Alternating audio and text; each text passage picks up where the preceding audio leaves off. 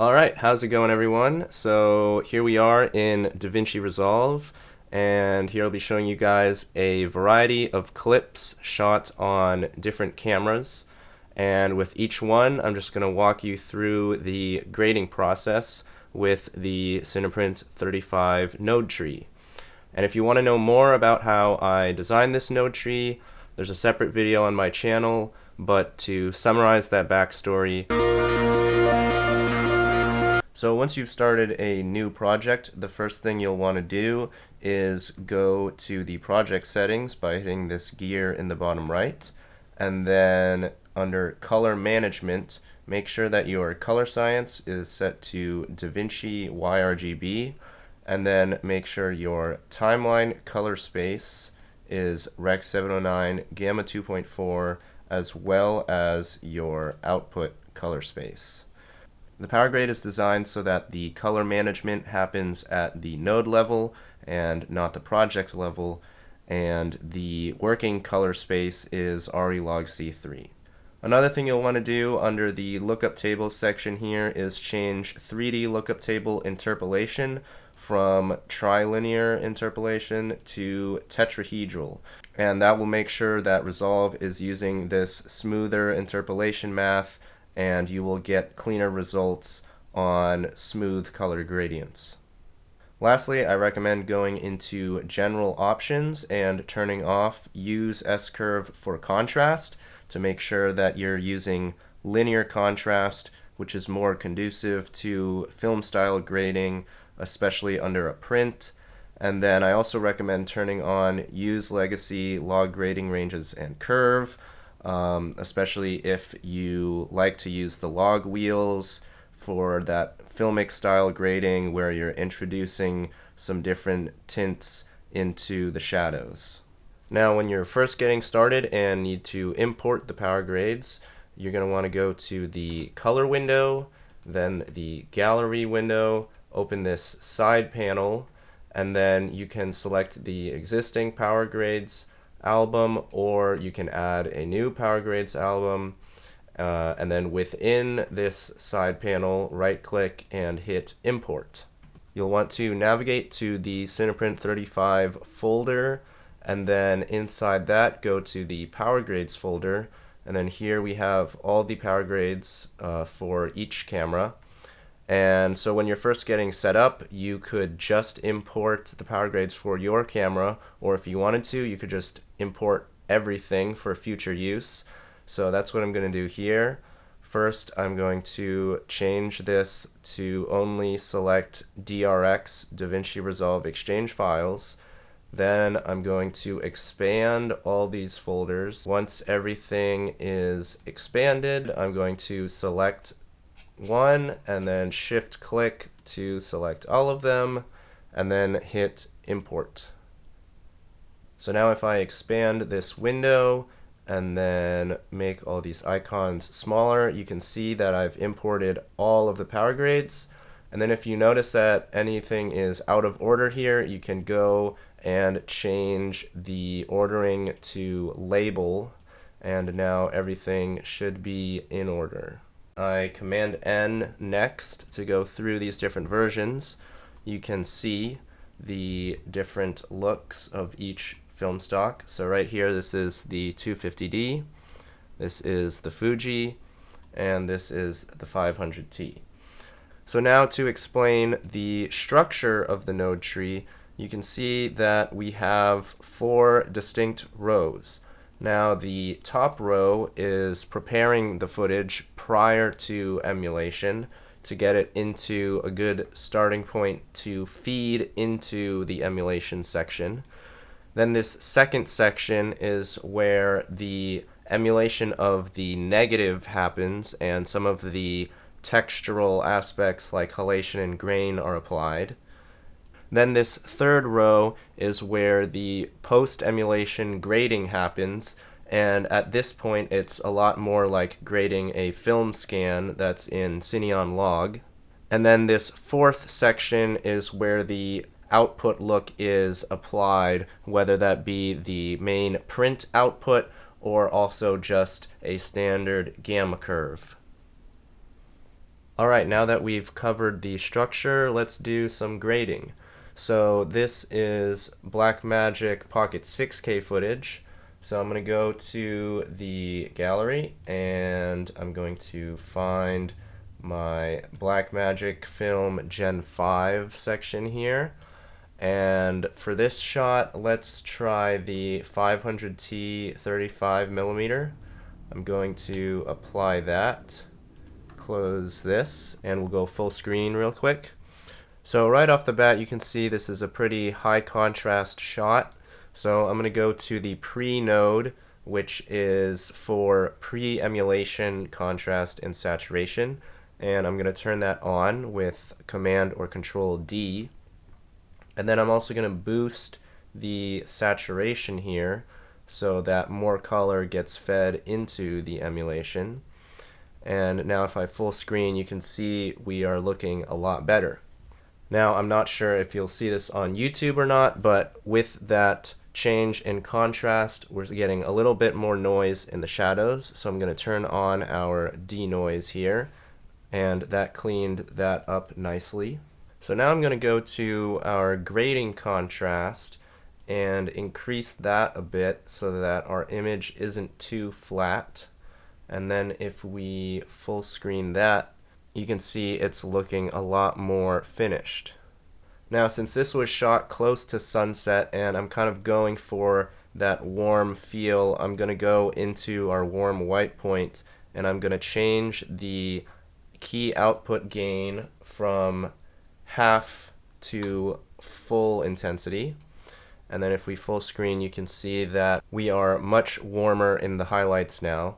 So maybe to introduce a little more color contrast, I'm going to go to the primary section here and my log wheels, and I will introduce a little bit of cooler cyan into the shadows and maybe even lift them slightly.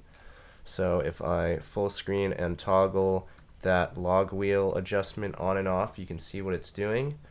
Maybe I've gone a bit too blue there. I'll pull it a little more green just to kind of match the grass. Maybe bring it up a tiny bit more. And now if I toggle that node on and off, you can see what it's doing to the shadows.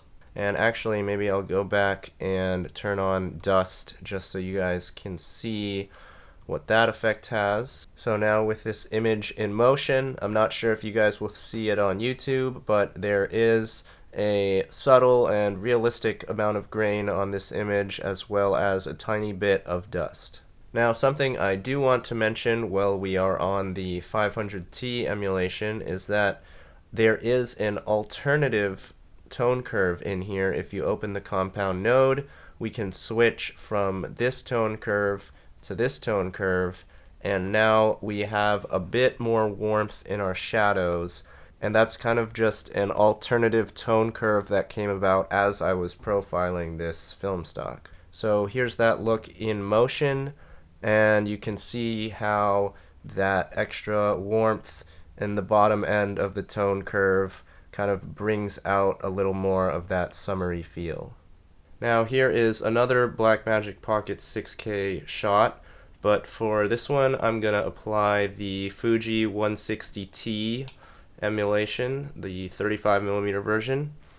And the first thing I'm going to do after kind of finding a hero frame here is bring down our exposure since it's looking a little bit bright.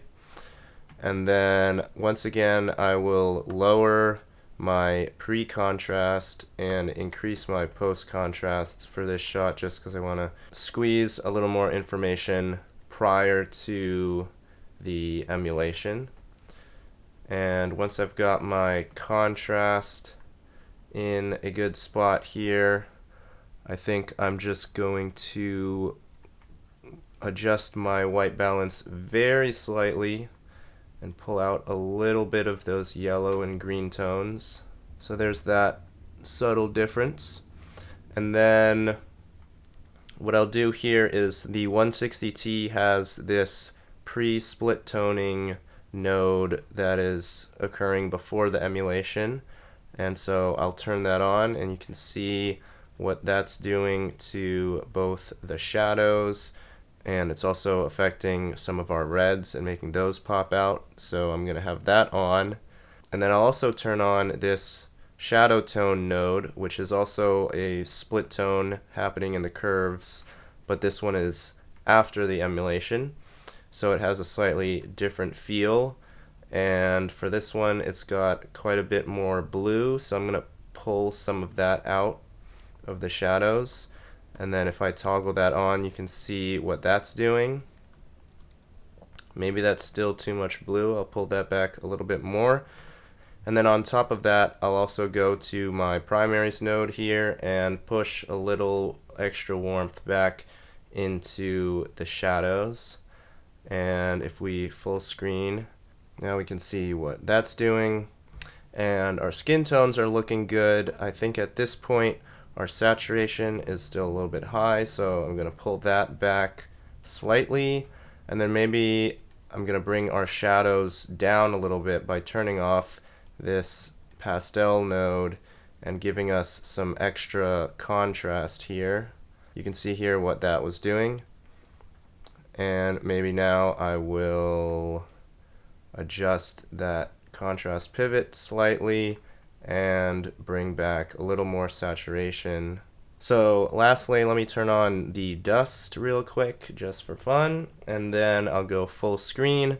And here we can see we've got some very rich colors going on. We have that subtractive saturation feel. We still have very natural skin tones.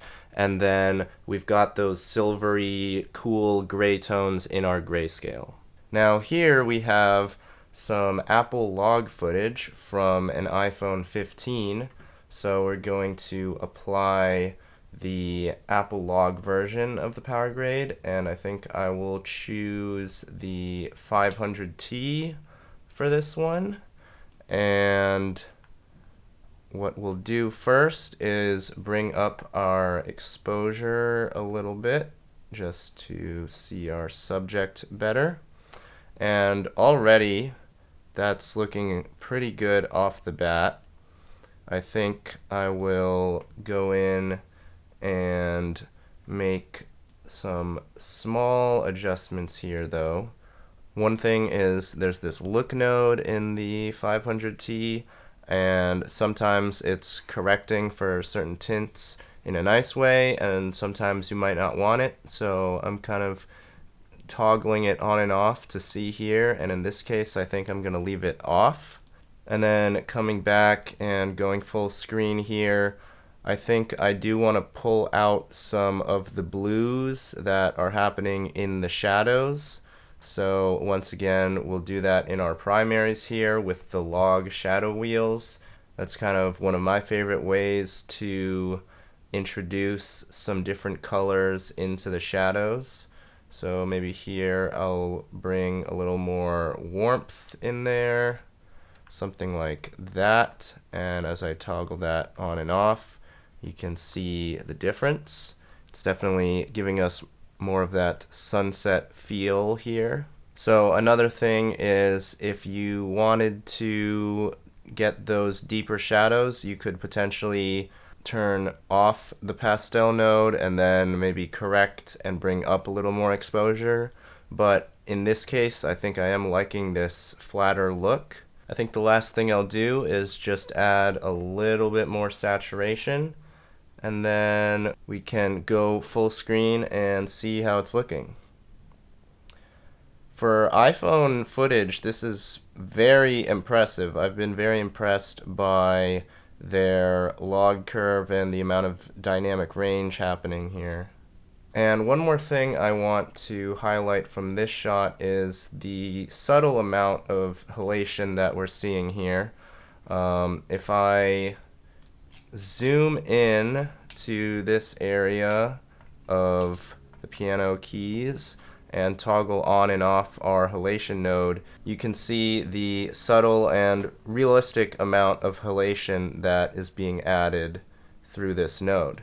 And I will be talking a little more about the halation node in some further clips. Now, one more thing I'll show with this clip is the alternate output, the Cineon output. If you turn that on, instead of the print emulation, you're just getting a gamma curve from the negative emulation. And it oftentimes is a little bit more green, so we're going to correct for that by turning on our minus green highlight node here, and then also I'll go into my primary wheels and pull a little more green out of the shot, and then I will lower our saturation a bit. And then lastly, I think I will adjust our log wheels to be a little more neutral here. And actually, I think I will also adjust our contrast. And now if we full screen, we have a bit more of a telecine look without any print emulation. Skin tones look very good still. There's plenty of color variation and richness there. And overall, I've just been very impressed with the new Apple log footage coming from iPhones. Okay, so here we have some A7S III footage. So I'm going to go to the Sony power grades, and for this one I'll do the 250D. And first thing here that I will do is cool down our white balance a little bit, and then we'll do our pre-contrast lowering and then some post-contrast adding, once again just to squeeze a little more information into the emulation. And then I think for this look we'll want to do kind of a warmer situation here, so I will warm up our white point and then counteract that a little bit more with our white balance. And then I'm seeing a little bit of green in our highlights that I think I want to take out. And on top of that, let's also see what our tint curves are doing. We are getting quite a lot of blue in the shadows, but I like what it's doing to the skin, so I'm going to turn that on and then counteract that a little bit more with our white balance. And then to correct some of this blue out of the shadows, I'm going to go to the log wheels and push those a little bit warmer. So here's how it's looking full screen right now.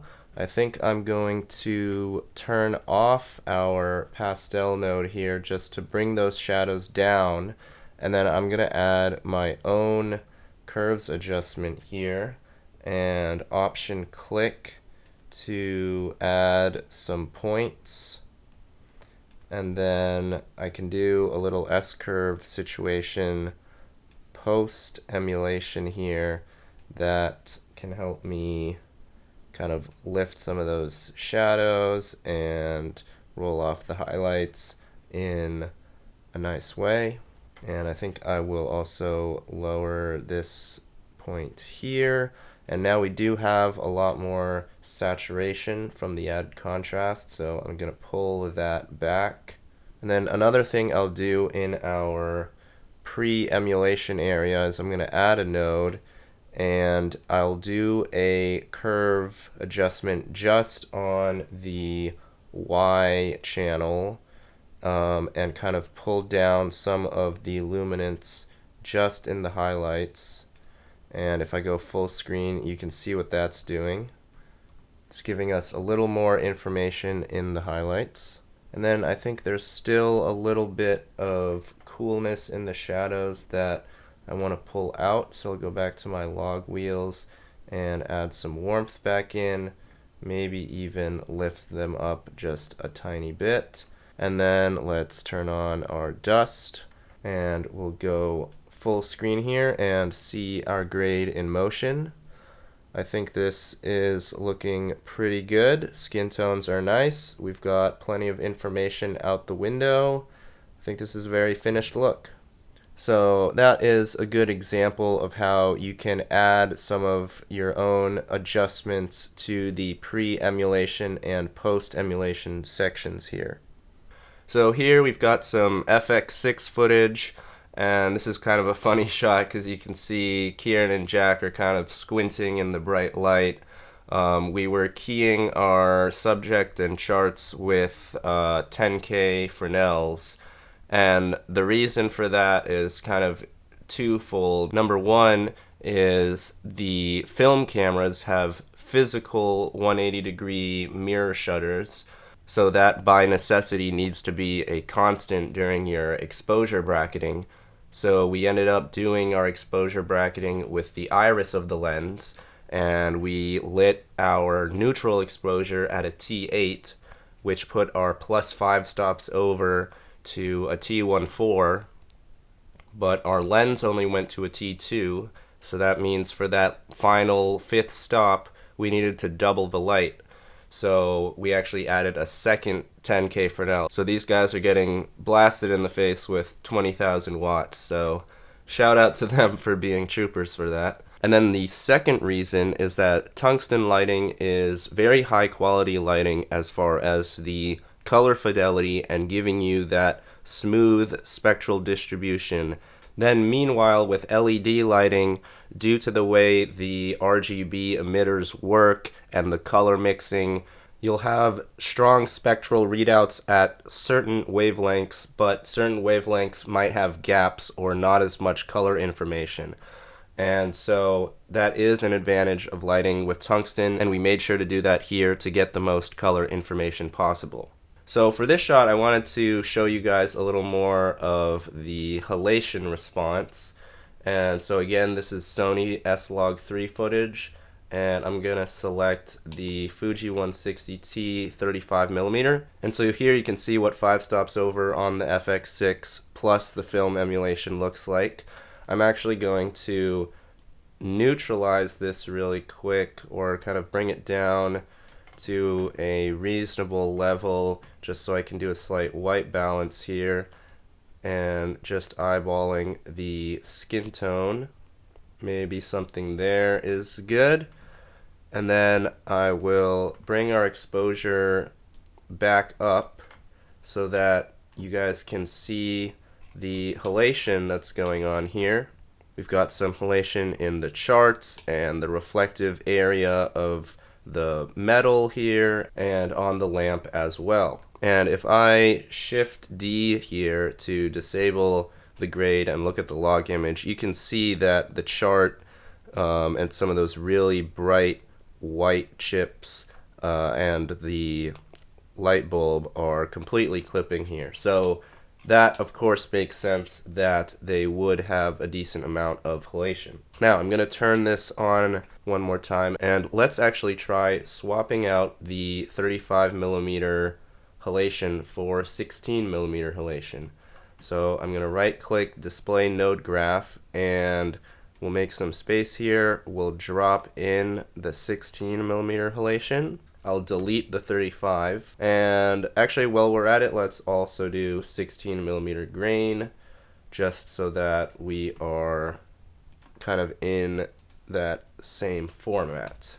So here we have our 16mm look, and so I'm gonna go to my exposure here, and I'm gonna slide the exposure up and down, and you can see how the halation is responding realistically to the changes in exposure. And I'll do that one more time here a little bit closer. Here's bring exposure down and then back up. Now since this is a tripod shot, I'll also turn on the gate weave along with dust here, and we can see a little bit of that potentially in this full screen playback.